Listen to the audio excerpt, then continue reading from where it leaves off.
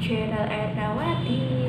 Ya, semoga semua kawan-kawan sehat semua ya. Amin ya robbal alamin. Ya, kali ini aku mau bahas tentang perbedaan KB suntik dan 3 bulan. Apa sih itu? Apa aja sih perbedaan KB suntik 3 bulan dan 1 bulan? Tonton terus ya di channel Ernawati. Jangan sampai di skip. Kasih. Perbedaannya apa sih KB suntik 1 bulan dan 3 bulan? Pasti ibu-ibu juga tahu ya perbedaannya. Yang pertama letak pada saat kunjungan ulang. Biasanya pada kunjungan ulang kalau 1 bulan sekali, setiap sebulan sekali. Kalau yang 3 bulan ya 3 bulan sekali. Yang perlu diingat kalau misalkan KB suntik yang 1 bulan itu pengurangannya atau kunjungan ulangnya biasanya 2 hari. Jadi jangan sampai ibu-ibu itu lewat dari 2 hari. Misalkan kunjungan ulangnya harus tanggal 28.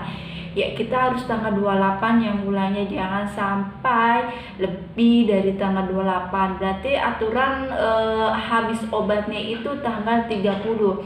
Ya kita kalau boleh telat, misalkan paling telat tanggal 30, ya udah tanggal 30, jangan lebih dari tanggal 30. Alias kalau lebih dari tanggal 30 tidak ada hormonnya di dalam tubuh kita. Jadi kalau misalkan udah telat, ya jangan melakukan hubungan dulu. Kalau mau ya pakai kondom dulu biar lebih aman ya. Kalau lebih dari 5 hari ya harus lakukan tes PEP terlebih dahulu biar lebih aman juga. Itu adalah tadi perbedaan yang pertama, itu adalah cara pengulangannya ya. Yang kedua itu adalah dari isi hormonnya tersebut. Biasanya kalau misalkan KB suntik yang 1 bulan itu hormonnya kombinasi. Ada 2 hormon yang di dalam isi kandungan dari KB-nya suntik tersebut.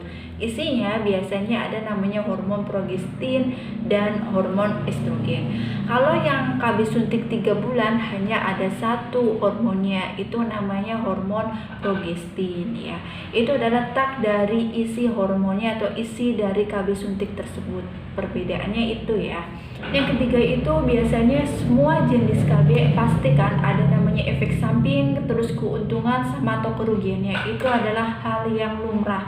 Apa sih kebiasaannya kalau keuntungannya? Kalau misalkan keuntungannya kalau menggunakan KB yang 1 bulan itu biasanya mens ya. Mensnya tuh teratur setiap sebulan sekali.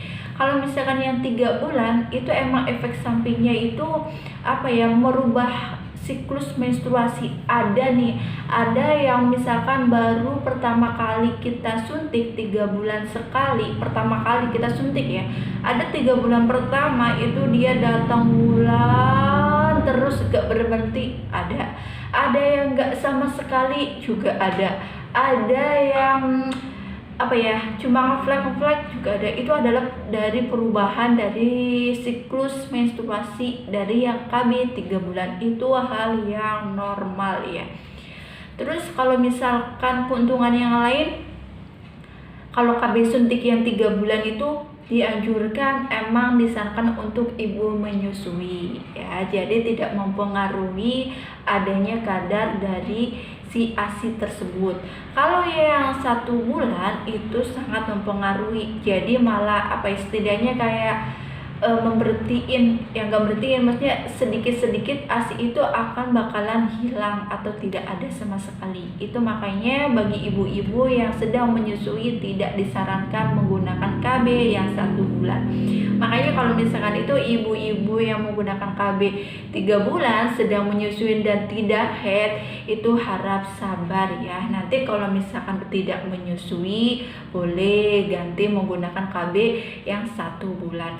Tapi perlu diingat juga kalau misalkan kita dari pertama atau udah lama menggunakan KB suntik 3 bulan dan pingin pindah ke KB suntik 1 bulan, pingin mens nih ceritanya, itu juga memerlukan waktu ya. Tidak langsung disuntik 1 bulan langsung mens juga tidak.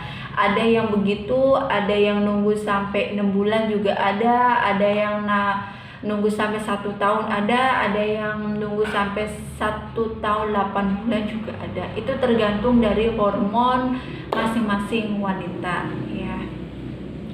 Itu tadi dari efek samping keuntungan dari masing-masing KB tersebut. Pastikan ya, ada yang namanya untung, ada namanya ruginya ya.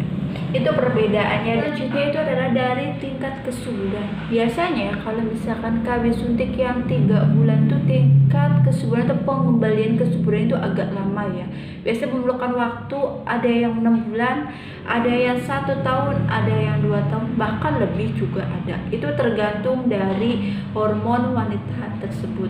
Jadi setiap wanita itu beda-beda ya, tidak bisa disamakan.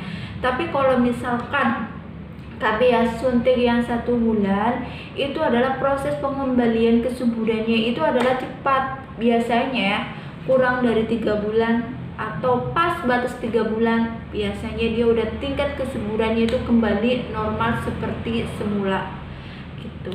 Itu adalah dari perbedaan KB suntik 1 bulan dan 3 bulan dari tingkat kesuburannya. Terus perbedaan selanjutnya itu dari efek samping berat badan. Sebenarnya dari efek samping dari berat badan itu KB 1 bulan dan yang 3 bulan itu tidak ngaruh secara berlebih ya, tidak ngaruh secara berlebih. Itu kembali lagi pada pola makan sama keturunan. Sama aja kalau misalkan pola makan kita nggak dijaga, nggak pernah olahraga, ya sama aja nanti juga gemuk. Makan apa aja habek-habek, ya sama aja ya. Jadi pola makannya juga harus diatur, terus kemudian dari keturunan juga bisa ya. Jadi tidak secara merta-merta dia itu gemuk karena KB itu tidak ya. Paling kalau misalkan menambah itu 1-2 kg. Selebihnya kalau nambahnya over itu dari pola makannya gitu ya. Itu tadi ya penjelasan saya tentang perbedaan KB suntik 1 bulan dan 3 bulan. Jadi para bunda-bunda maupun pemuda yang masih bingung mau menggunakan KB suntik 1 bulan atau 3 bulan, itu tadi penjelasan saya ya. Jangan lupa share, like, dan komen. Terima kasih.